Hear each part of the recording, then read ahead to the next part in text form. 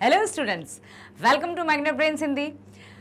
Welcome to Magnet Brains Hindi. जी हाँ, Magnet brains के हिंदी मीडियम चैनल पर आपकी लाली वर्मा मैडम एक बार फिर से आप सभी विद्यार्थियों का हार्दिक स्वागत करती हैं और उम्मीद करती हैं, आशा करती हैं कि आप सभी स्वस्थ होंगे, खुश होंगे, प्रसन्नचित होकर अपने सभी कार्यों को कर रहे होंगे और साथ ही साथ अपने आप का ख्याल भी रख रहे होंगे। पता है, अब आप सोच रहे होंगे मैडम आज बड़ी खुश नजर आ रही है। हाँ बिल्कुल, कहते हैं ना कि माहौल जब सकारात्मक होता है तो चेहरे पर खुशी नजर आ ही जाती है। और ये जो हंसी या खुशी, कहते हैं ना इतनी सी हंसी इतनी सी खुशी, इतना सा टुकड़ा चांद का, ख्वाबों के तिनकों से चलो बनाए आशियां। इतनी सी हंसी इतनी सी खुशी, ये जो खुशी रहती है, ये जो मुस्कुराहट रहती है, ये जो हंसी रहती है, बहुत सारे रोगों की दवा है ये। इसलिए आप लोग प्रसन्नचित रहा करो। मन में कोई भी चिंता है, कोई भी जरा जरा सी छोटी छोटी सी बातों को बिल्कुल यहाँ से रखो और यहाँ से टाटा बाय बाय कह दो, क्योंकि जीवन है तो मुश्किलें हैं, जीवन है तो कठिनाइयां हैं, बाधाएं हैं, परेशानियां हैं। आप किसी प्रकार से उन कठिनाइयों या परेशानियां या मुश्किलें जो आपके जीवन में कभी कभी आ जाती हैं, उनको बिठाकर मत रखा करो। यदि हम बिठाकर रखते हैं ना, तो अतिथि कब जाओगी जैसी हालत हो जाती है उनकी। कैसी कि अब हमने अच्छे से उनको बिठा बिठा कर रख लिया तो वो सोचेंगे अब तो हम यहीं बैठेंगे आराम से, इसने बड़े दुख से हमारे दुख का स्वागत किया है, तो उनको तो अपना घर जैसा लगेगा ना यहाँ। और जब दुख का हम खुशी से स्वागत करते हैं तो दुख खुशी में रह ही नहीं पाता है। समझ रहे हो मैं क्या कह रही हूँ? सुनो प्यार से कि जब कोई मुश्किल आए तो उसके लिए तैयार हो जाओ और बेहतरीन तरीके से मनोबल के साथ, पूरे विल पावर के साथ उसका स्वागत करो। विल पावर के साथ, एकदम एनर्जी के साथ मुसीबत का, मुश्किल का सामना करोगे तो वो भाग जाएगी, क्योंकि कभी भी दुख सुख के साथ नहीं रह सकता। और जब हम सुख ही रहेंगे, खुशी रहेंगे, तो उदासी कैसे हमारे पास आएगी? इसलिए हंसते रहो करो, मुस्कुराते रहा करो, खिलखिलाते रहा करो, छोटी छोटी बातों को इग्नोर कर दिया करो। और बस जितने हम खुश रहेंगे उतने ही हम स्वस्थ रहेंगे, जितने हम स्वस्थ रहेंगे उतना ही हम अच्छे से कार्य को करेंगे, और जब हम अच्छे से कार्य को करेंगे तो फिर से हमें खुशी मिल जाएगी। बस यही जीवन का चक्र है। इस जीवन को बहुत अच्छे से जी लीजिए। और तभी तो कहते हैं ना, जियो तो हर पल ऐसे जियो जैसे कि आखिरी हो, है ना। इसका तात्पर्य यही है कि मनुष्य जीवन हमें बड़ी उससे मिला है, मुश्किलों से मिला है। बहुत भाग्यशाली हैं हम सभी जो मनुष्य योनि में हमें जन्म मिला। मनुष्य प्रकृति का सर्वश्रेष्ठ प्राणी रहता है। मनुष्य बुद्धिमान है। मनुष्य अपनी बुद्धि से, अपने बल से, अपने पौरुष से सारी दुनिया को, संपूर्ण प्राणी जगत को अपने वश में करने की शक्ति रखता है, बशर्ते कि उन शक्तियों का वो अच्छे से इस्तेमाल करे, अपने स्वास्थ्य का, अपनी खुशी का, अपनी रुचि का, अपने सब बातों का ध्यान रखते हुए अपना कार्य करें। ठीक है। सो मेरे प्यारे विद्यार्थियों, मैग्नेट ब्रेन्स हिंदी में लाली वर्मा मैडम आप सभी का एक बार फिर से स्वागत करती हैं। और मैग्नेट ब्रेन्स एक ऐसा प्लेटफॉर्म जो कक्षा 7वीं से 12वीं तक की ऑनलाइन स्कूल एजुकेशन 100% फ्री देता है। साथ ही साथ सभी प्रकार की प्रतियोगी परीक्षाओं के वीडियोस भी आप मैग्नेट ब्रेन्स पर एब्सोल्युटली फ्री देख सकते हैं। जी हाँ, जिनमें शामिल है NTSC, olympiad, IIT, JEE, NEET, UPSC, bank, insurance, सभी प्रकार की प्रतियोगी परीक्षाओं की वीडियोस भी मैग्नेट ब्रेन्स खुशी 100% फ्री देता है। तो आप अपनी खुशी को यूं ही बरकरार रखें, आप अपनी शिक्षा के रास्ते पर आगे बढ़ते जाएं, सफलता के लिए आगे बढ़ते जाएं और अपने लक्ष्य की प्राप्ति करें, अपने जीवन में एक नाम हासिल करें, एक अपने अस्तित्व का निर्माण करें। बस यही हमारी आशा है, यही हमारी दुआ है, यही हमारी प्रार्थना है। लेकर आई हूं इस वीडियो में आपकी पाठ्य पुस्तिका, जो पूरक पाठ्य पुस्तिका है वर्णिका, उसका अंतिम चैप्टर हमने शुरू कर दिया था, धरती कब तक घूमेगी। धरती कब तक घूमेगी। लेखक हैं सांवर दहिया जी, और इन्होंने इस पाठ का जो शीर्षक है बहुत ही सोच विचार या विचारों के मंथन के बाद दिया। धरती माता, कहते हैं ना धरती माता, आखिर कब तक घूमेगी। एक मां अपने ही बच्चों के जीवन में किस तरह से बोझ बन जाती है क्या? यदि माँ कहते हैं ना कि अरे बच्चे हो जाए, जन्म हो जाए बच्चों का पालन पोषण करती है, अपना पेट काट कर बच्चों को निवाला देती है, सब कुछ बड़े अच्छे से कार्य करती है एक माँ। और वही बच्चे जब बड़े हो जाते हैं, अपने पैरों पर खड़े हो जाते हैं, तो माँ की जिम्मेदारी निभाने से दूर हट जाते हैं। लगता है कि तुम रख लो, लगता है कि तुम रख लो। यदि 2 बेटे हैं तो तुम भी रखो माँ को। अब मेरे घर में 6 महीने हो गए, मेरे घर में 6 महीने से रह रही है माँ। वो माँ जो जिसने हमें जीवन दिया, उस माँ के लिए हमारे घर में, ये जो घर बना है उसमें जगह नहीं है। जो कलेजे का टुकड़ा हो आप उसके, जिसने अपना पेट काट कर हमें भोजन कराया, हमारी सारी खुशियों का ख्याल रखा, आज वो हमारे घर में बोझ लगने लगती है। तो यही बताने का प्रयास किया है इसमें कि आखिर धरती कब तक घूमेगी, आखिर एक माँ अपने ही बेटों में कैसे टुकड़ों में बट जाएगी। कोई कहता है 6 महीने तुम रखो, कोई कहता है महीने महीने भर तुम रखो। अभी हमने देखा ना इस चैप्टर में सीता की कैसी स्थिति होती है। सीता, जिसके 3 बेटे हैं, बड़ी खुश होती थी जब वो पाल पोसती थी कि मेरे तो 3 बेटे हैं, बुढ़ापे में तीनों मेरा साथ देंगे। और जब वो बड़े हुए और माँ थोड़ी वृद्धावस्था में प्रवेश करने लगी, तो तीनों के घर में माँ के लिए जमीन छोटी पड़ गई, माँ के लिए आसमान छोटा पड़ गया। क्या है ये दुनिया रियल में? ये मोह माया या भव सागर है, जिसके मतलब माता पिता संपूर्ण न्यौछावर करते हैं अपनी संतानों के ऊपर, और संतान उसके बदले में उन्हें दुख, तकलीफ और एक मतलब उनके लिए भोजन पानी तक नहीं प्रबंध कर पाते हैं। यही दिखाया था। तो इसी पार्ट के हम करने वाले हैं इस वीडियो में एनसीईआरटी सॉल्यूशंस। ठीक है, आइए चलते हैं। Sorry, Bihar board solutions, not NCERT solutions. Bihar board solutions हम करेंगे जो कि आपकी पाठ्य पुस्तक के पीछे दिए हैं। सबसे पहले हमारा प्रश्न है, सीता अपने ही घर में क्यों घुटन महसूस करती है? जबकि कोई कहीं से भी आए, थका हारा, कितनी भी मुश्किल परेशानियों को पार करके जैसे ही अपने घर में आता है, चाहे वो घर छोटा हो, चाहे झोपड़ी हो, चाहे कच्चा मकान हो या बड़ा महल हो, जैसे ही अपने घर में आता है, हाँ, चैन की सांस लेता है, उसको सुकून मिलता है। लेकिन यहां पर क्या हुआ कि सीता अपने ही घर में घुटन महसूस कर रही थी। क्यों? क्या हो गया था? क्या वो घर अब उसका नहीं रहा था? क्या उसी घर को बेटों ने हथिया लिया था? क्या बेटे, बहू, नाते पोतों सारी जगह पर अपना कब्जा कर लिया था और उस माँ के लिए एक कोना भी नहीं छोड़ा था?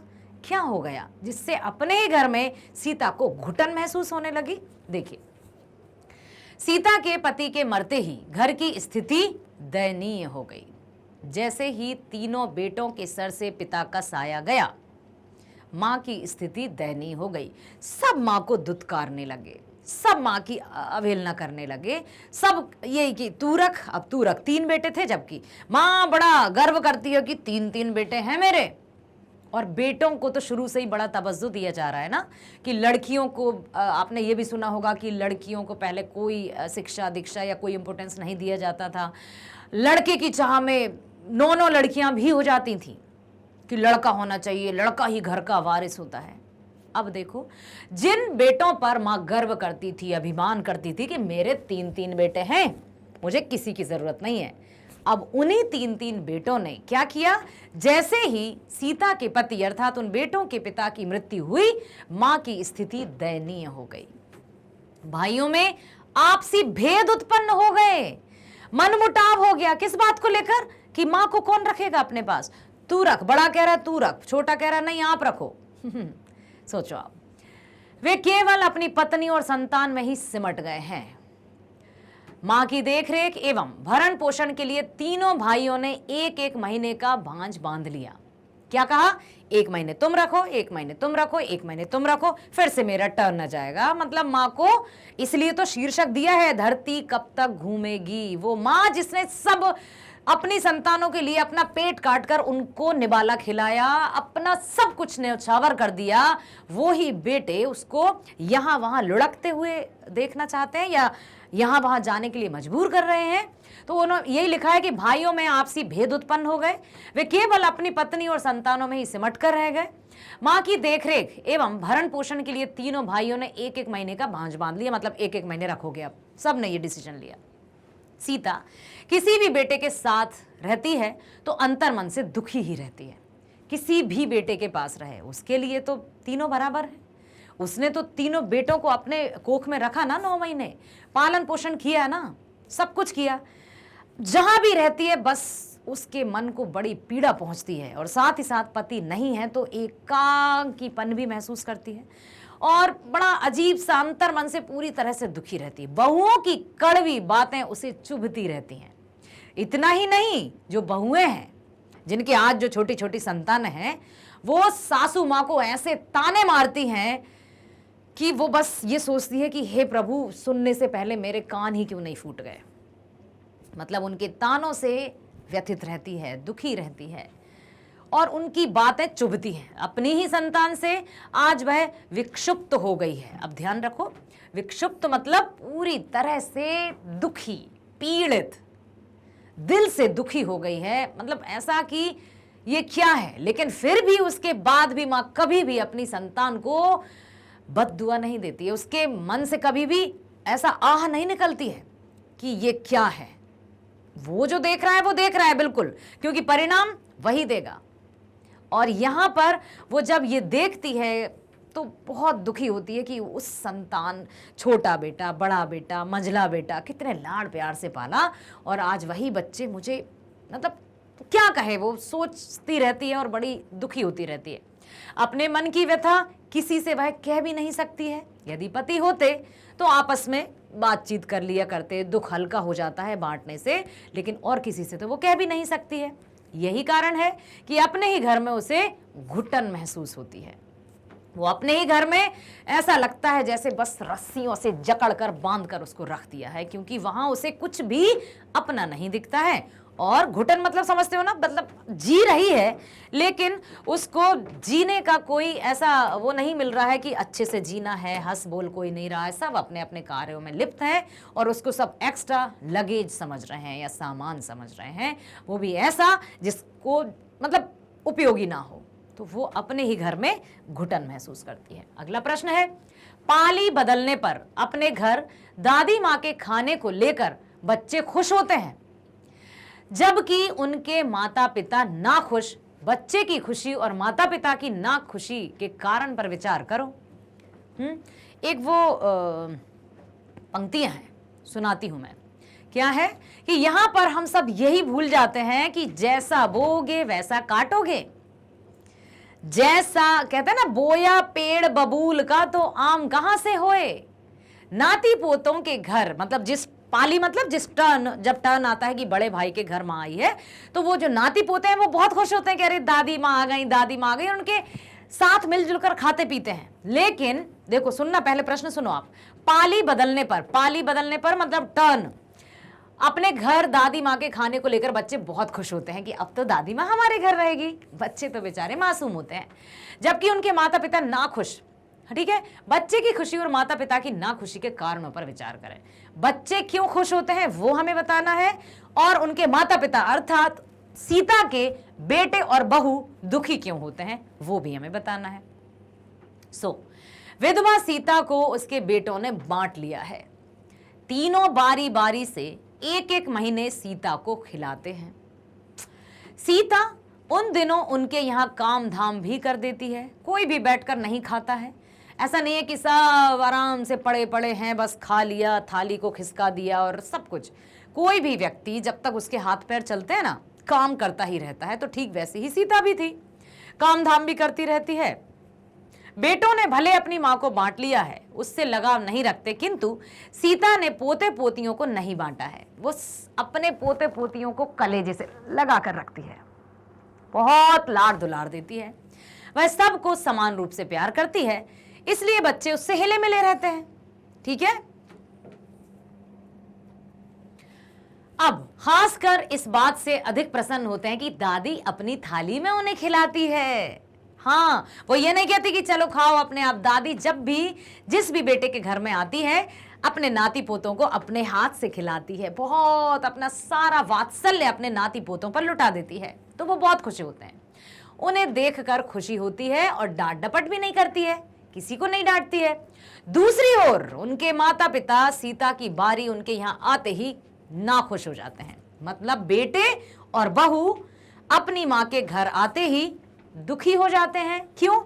क्योंकि उनका OMG, देखो उनका खर्च बढ़ जाता है।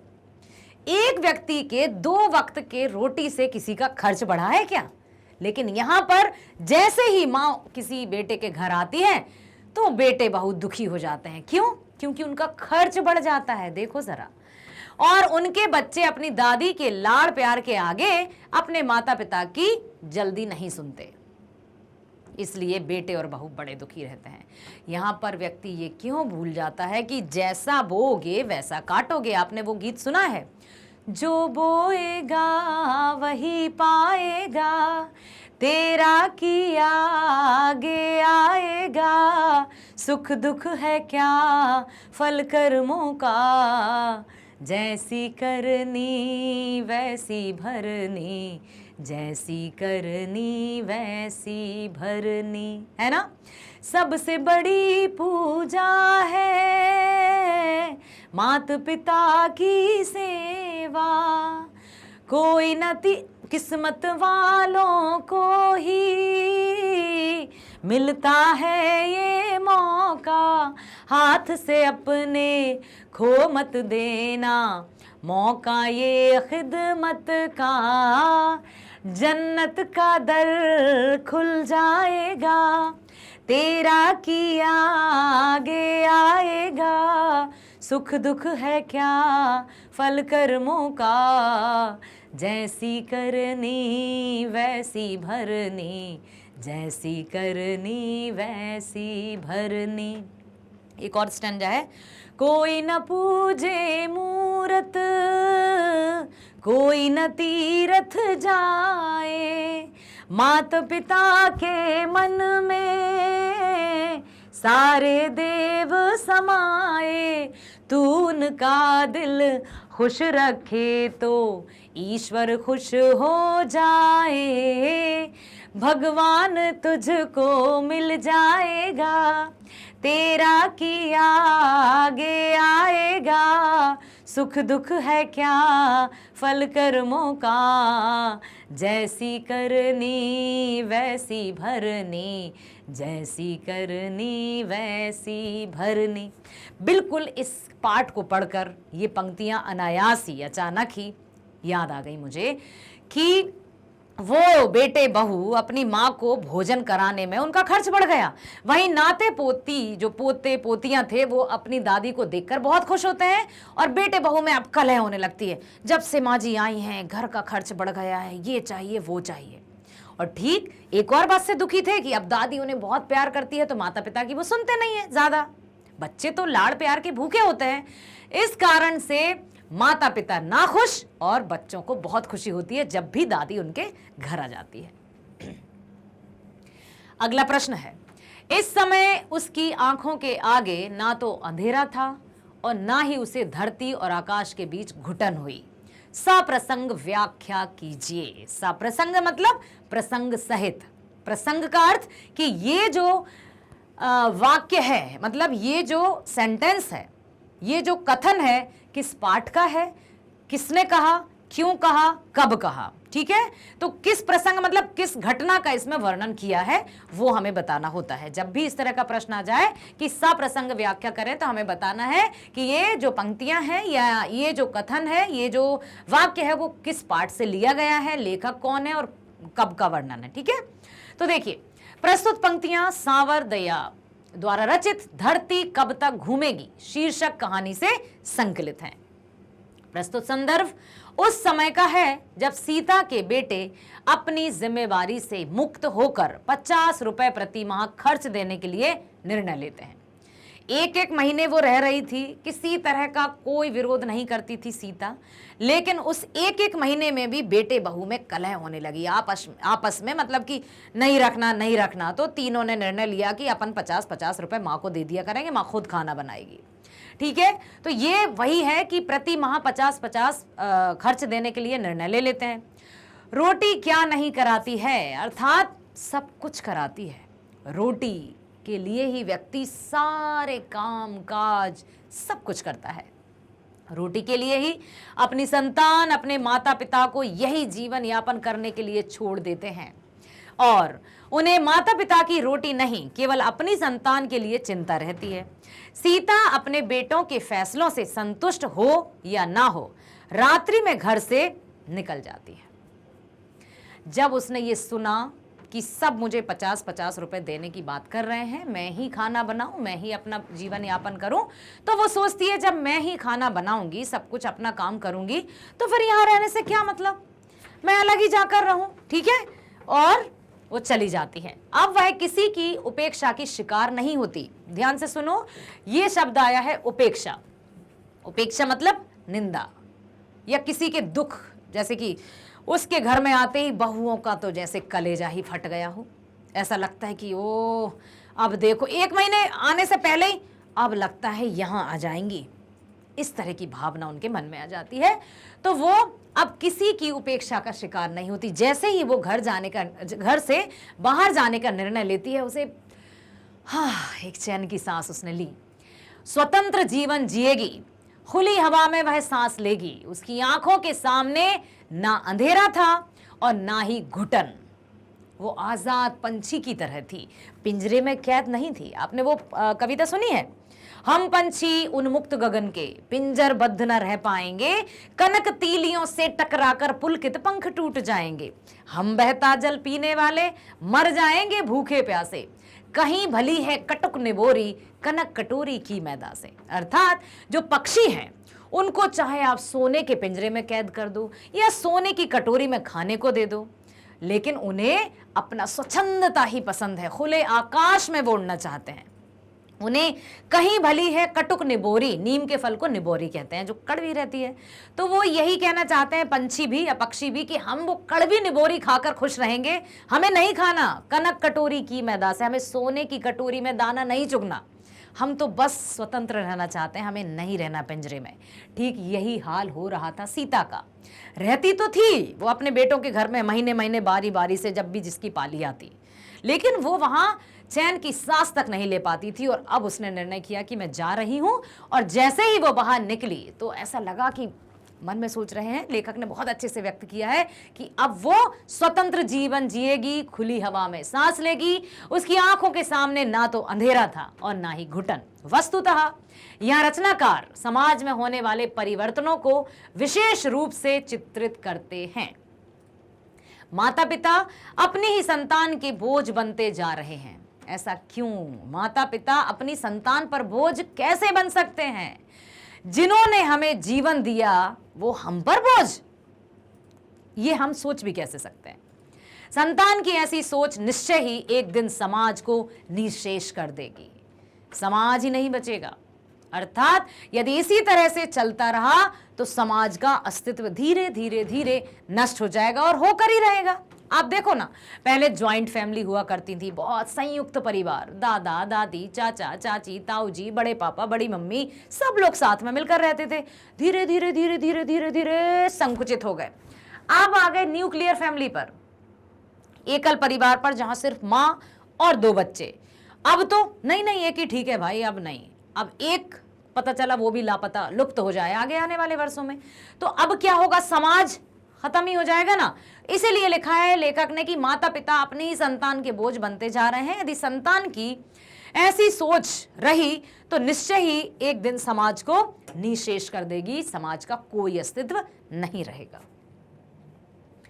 अगला प्रश्न है, सीता का चरित्र चित्रण करें। सीता कैसी महिला थी, सीता कौन थी, ये सब हमें बताना है। सीता प्रमुख, ये जो कहानी है धरती कब तक घूमेगी, उसका मुख्य पात्र है, जिसके 3 बेटे हैं, ठीक है, वो बता देना है हमें। ओके, यहां पर हमें सुनिए सुनिए सुनिए सीता जी के चरित्र का वर्णन करना है, उसके साथ फिर इन सीता का वर्णन करना है, ठीक है। तो यहां पर जनक की पुत्री सीता, श्री राम की पत्नी सीता जी, देवी सीता का भी इन्होंने वर्णन किया है।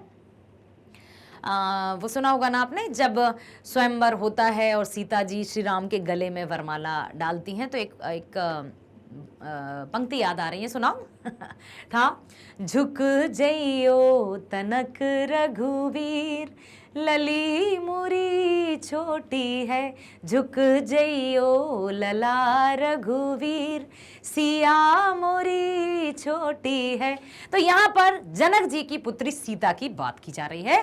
सीता जनक जी की पुत्री और राम जी की अर्धांगिनी। अब यहां पर सुनना मेरी बात, कहानी में जिस सीता का वर्णन किया है उसको उन सीता से कोरिलेट करते हुए लेखक लिखते हैं कि सीता जनक जी की पुत्री और राम जी की अर्धांगिनी तो नहीं है, मतलब इस पाठ की जो सीता है, किंतु 3 बेटों की एक ऐसी असहाय और विवश मां है जो उनके लिए बोझ बन गई है। थोड़ा सा हम चर्चा कर लेते हैं युग की। त्रेता युग, द्वापर, कलयुग, सतयुग, ये सब आए, ठीक है। यहां पर युगों युगों से स्त्री को बड़ा मतलब कई तरह की परीक्षाएं देनी पड़ी। सीता माँ का नाम आया तो याद आ गया कि उन्हें तक अग्नि परीक्षा देनी पड़ी थी। जहां कहीं भी कुछ भी होता है दोषारोपण स्त्री पर किया जाता है। और आज भी समाज इतना विकसित हो गया है, शिक्षा का प्रचार प्रसार भी हो गया है, लेकिन आज भी यदि कोई स्त्री अकेली घर से बाहर रहे या घर से अलग होकर रहे तो परिवार पर कोई उंगली नहीं उठाएगा, उस स्त्री पर उंगली उठाएंगे कि क्या पता क्यों अलग रह रही है, हाँ बनती नहीं होगी, कुछ भी तरह तरह की बातें होंगी। मतलब हर स्थिति में स्त्री पर ही लांछन लगाए जाते हैं। क्यों? ये समाज, ये दशा, पाठ का नाम देख रहे हो आप, आखिर धरती कब तक घूमेगी? क्यों एक मां, एक बहन, एक बेटी, एक लड़की की स्थिति आज भी स्थिर नहीं है? क्यों? जो मां बच्चों को जन्म देती है इस उम्मीद से कि बच्चे उसको सुख देंगे, बुढ़ापे की लाठी बनेंगे, और वही बेटे को, उन्हीं बेटों को लगता है कि मां उनके कंधों पर बोझ हो गई है। तो उस सीता का यहां पर हम वर्णन कर रहे हैं, ठीक है, कि सीता जनक जी की पुत्री और राम जी की अर्धांगिनी तो नहीं है, किंतु 3 बेटों की एक ऐसी असहाय और विवश मां है जो उनके लिए बोझ बन गई है। पति के मरने के बाद ही घर में अंतर्कलह उत्पन्न हो जाता है। जैसे ही उनके पति की मृत्यु होती है अब बोझ बन जाती है वो मां। सब ये सोचते हैं कौन रखेगा भाई, छोटे तू, मंझले तू, बड़े भाई तुम, ये होड़ सी लग जाती है और सब इस बोझ में दबने लगते हैं। और बहुएं तो और तरह तरह के ताने देती हैं। आपसी वैमनस्व, वैमनस्व मतलब मनुष्यता की भावना जैसे मर गई है। सभी जो अपने मां के नहीं हो सकते हैं वो किसके होंगे भला? किसी के लिए नहीं, ठीक है। आपसी वैमनस्व की परतें जमने लगती हैं। सीता इन सभी चीजों को देखकर भी मौन रहती है, क्योंकि अब वो सोचती है कि मैं क्या करूं, मौन रहने के अलावा मेरे पास कोई चारा नहीं है। मैं अपने ही बेटों की करतूतों की चर्चा किससे करूं? यदि पति होते तो उनसे चर्चा करती। बेटे और बहुओं के दुत्कार उसके हृदय को चोटिल कर देते हैं, चोट पहुंचती है, बहुत दुख होता है उसको, फिर भी वह कोई प्रत्युत्तर नहीं देती। पाली बांधकर भरण पोषण करने वाले अपने बेटों से उसे कोई शिकायत भी नहीं है कि ठीक है भाई, जैसे तुम्हें करना है, जैसे तुम्हें खुशी मिल रही वैसे करो। जैसे वो घुमाते हैं, जैसे वो लुढ़काते हैं, जैसे उसको पाली में इधर उधर भेजते हैं, वो जाती रहती है, अंदर ही अंदर घुटती रहती है। पति के मरने के बाद स्त्री तुच्छ और निराश्रयी हो जाती हो। सीता के साथ यह उदाहरण सटीक बैठता है कि सीता की स्थिति भी यही हो गई। वो अपने पति की मृत्यु के बाद मानो पूरी तरह से असहाय हो गई और वो अपनी मन स्थिति या मन की स्थिति या अपने विचारों को या अपने दुखों को भी किसी के समक्ष प्रकट नहीं कर सकती थी। इसलिए यहां बताया है यही, ठीक है। देखते हैं, धरती की तरह सब कुछ सहन करने वाली मां अपनी संतान का कभी बुरा नहीं चाहती है, और ये बिल्कुल सत्य। कितना भी कहते ना, पूत कपूत सुने हैं पर ना माता सुनी कुमाता, सब पे कृपा बरसाने वाली माँ तो माँ होती है, चाहे देवी माँ हो या हमारी माँ हो, ठीक है। वो कभी भी अपनी संतान के लिए बुरा नहीं सोचती। सीता स्वाभिमानी भी है, स्वाभिमानी है, सेल्फ रिस्पेक्ट है, और हर एक के पास ये होना चाहिए।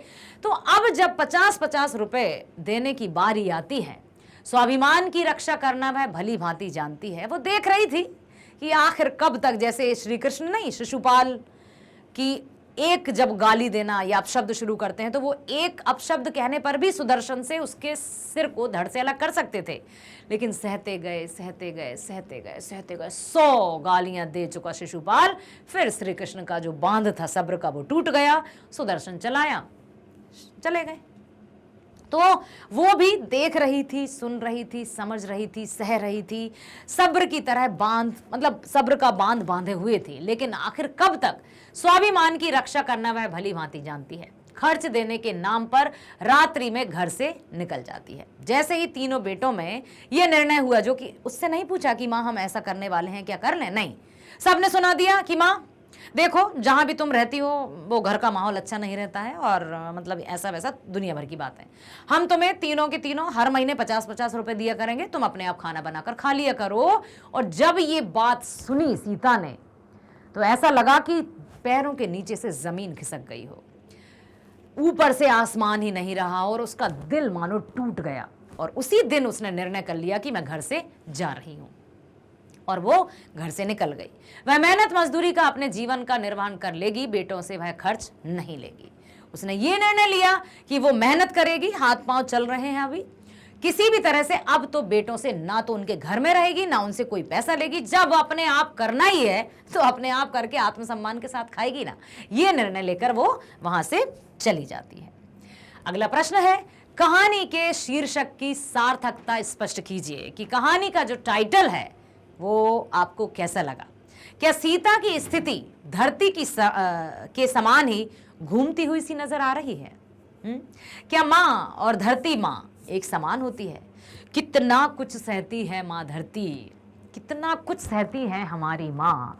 यदि उसी माँ को ताने दिए जाएं तो उसके कलेजा तो छलनी छलनी होगा ही ना। शीर्षक किसी भी रचना की पृष्ठभूमि होता है। शीर्षक की सार्थकता उसके आकर्षण में है तथा रचना की पूर्ण व्याख्या में होती है। शीर्षक रचना के मूल भाव का संवहन करता है, मतलब जो मूल भाव है, जो उसका मेन उद्देश्य है, उसकी बागडोर संभाले रखता है, ठीक है, कमान संभाले रखता है।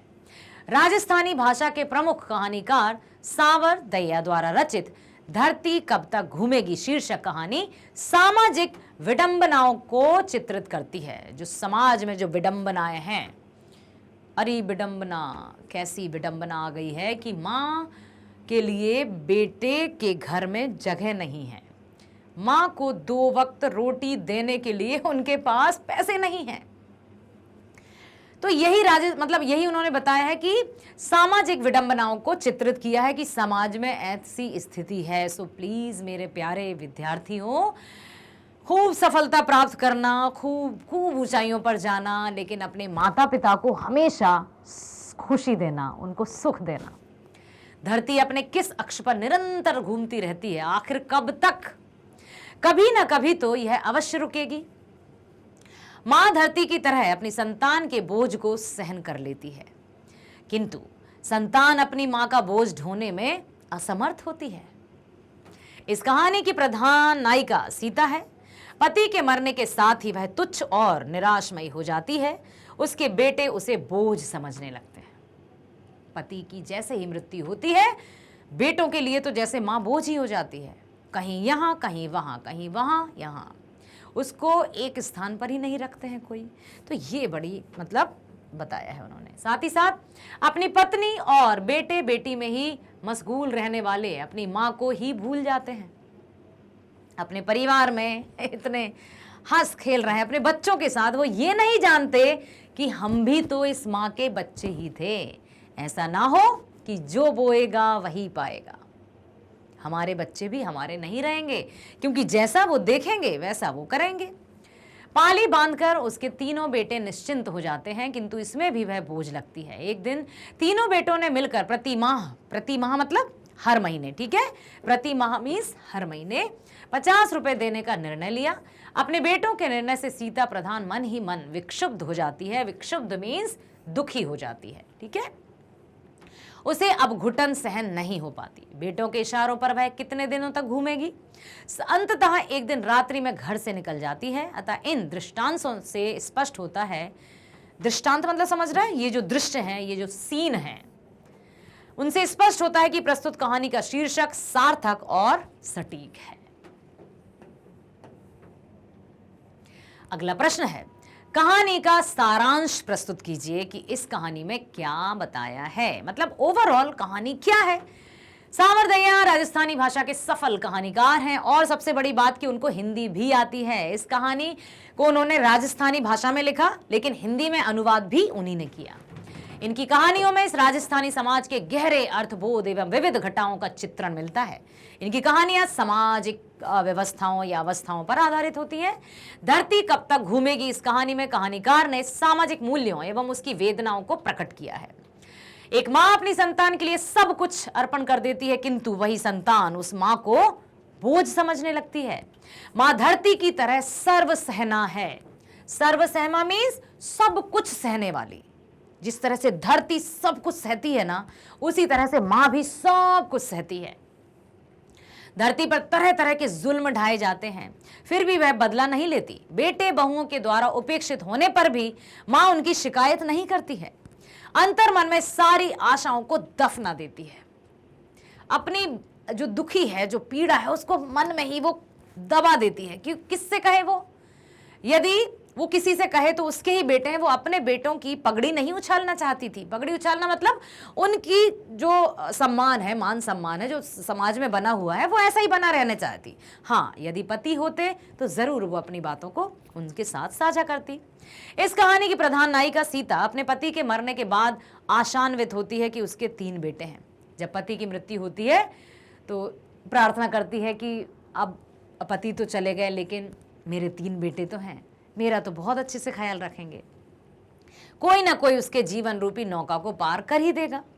किंतु विधि के विधान को कौन टाल सकता है।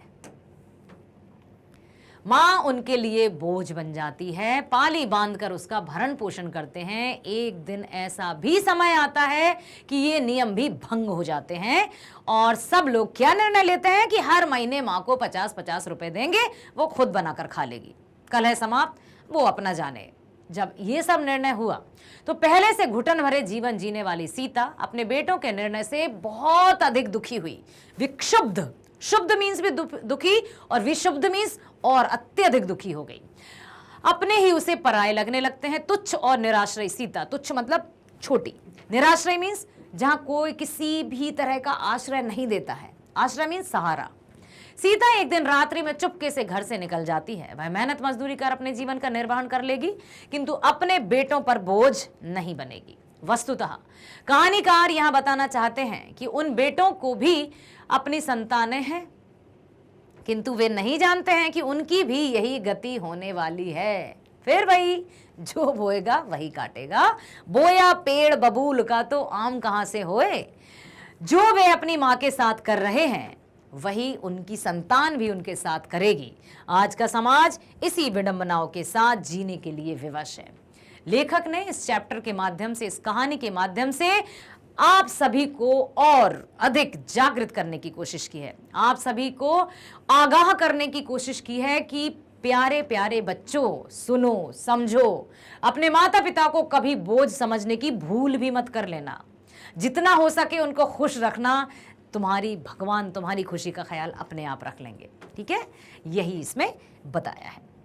आशा करती हूं धरती कब तक घूमेगी इस पाठ के माध्यम से, इस कहानी के माध्यम से बहुत सारे नैतिक मूल्य या मोरल वैल्यूज को आपने ग्रहण किया होगा। इसी तरह से हर एक कहानी और जो भी चैप्टर्स होंगे, चाहे वो काव्य खंड के हों, गद्य खंड के हों, हम सब की चर्चा करेंगे विवरण के रूप में, विस्तार पूर्वक। और आशा करती हूं कि आपको सब समझ में आया है। तो बने रहिएगा मैग्नेट ब्रेन्स पर, जो कक्षा 7वीं से 12वीं तक की ऑनलाइन स्कूल एजुकेशन 100% फ्री देता है। साथ ही साथ सभी प्रकार की प्रतियोगी परीक्षाओं की वीडियोस भी, जैसे NTSC, olympiad, IIT, JEE, NEET, UPSC, bank insurance, कहाना, सभी प्रकार की जो भी आपको आगे चलकर चुनना हो, जिस भी फील्ड में आपको जाना हो, हर एक प्रतियोगी परीक्षा के वीडियोस बेस्ट फैकल्टीज के द्वारा क्वालिटेटिव वीडियोस आपके लिए हैं और हमेशा रहेंगे, वो भी विदाउट एनी पेड सब्सक्रिप्शन। किसी भी तरह के पेड सब्सक्रिप्शन की हम बात ना तो कर रहे हैं, ना ही कभी आपसे करेंगे। ठीक है, फ्री है, फ्री रहेगा। निश्चिंतता के साथ एजुकेशन प्राप्त कीजिए। ठीक है, अब जैसे कि आप सर्च कैसे करेंगे, आपको वीडियो सर्च करने के लिए just type magnet Brains Hindi, playlist पर जाइए। जिस भी विषय का वीडियोस, क्या देखना है, गणित, विज्ञान, सामाजिक विज्ञान, क्या देखना है, भाई लाली मैडम है तो हिंदी की कहेंगी ना। ओके, चलो आपने हिंदी सर्च किया, उसमें कौन सी बुक देखना है आपको? गोधूली के चैप्टर्स देखना है या वर्णिका की? मान लो आपको वर्णिका का चैप्टर देखना है, क्लिक कर दीजिए। जो भी चैप्टर देखना है जस्ट आप क्लिक करेंगे, वीडियो आपके सामने आ जाएगा। और वीडियो को ध्यान से देखोगे तो आई प्रॉमिस आपको वीडियो समझ में जरूर आएगा, समझ में भी आएगा, पसंद भी आएगा। So please please please please like कीजिए, सब्सक्राइब कीजिए, सभी के नोटिफिकेशंस आपको प्राप्त होंगे सब्सक्रिप्शन के बाद। और साथ ही साथ कम्युनिटी पोस्ट पर भी अपडेटेड रहिए ताकि आपको सारी जानकारी प्राप्त होती रहे। ओके ओके, और करना है बहुत ज्यादा शेयर, अधिक से अधिक शेयर कीजिए ताकि आप जैसे सभी होनहार स्टूडेंट्स हैं वे ऑनलाइन बेस्ट एजुकेशन का लाभ ले सकें। ओके, चलिए तो मिलते हैं नेक्स्ट वीडियो में। स्वस्थ रहिए, खुश रहिए, bye bye, thank you so much.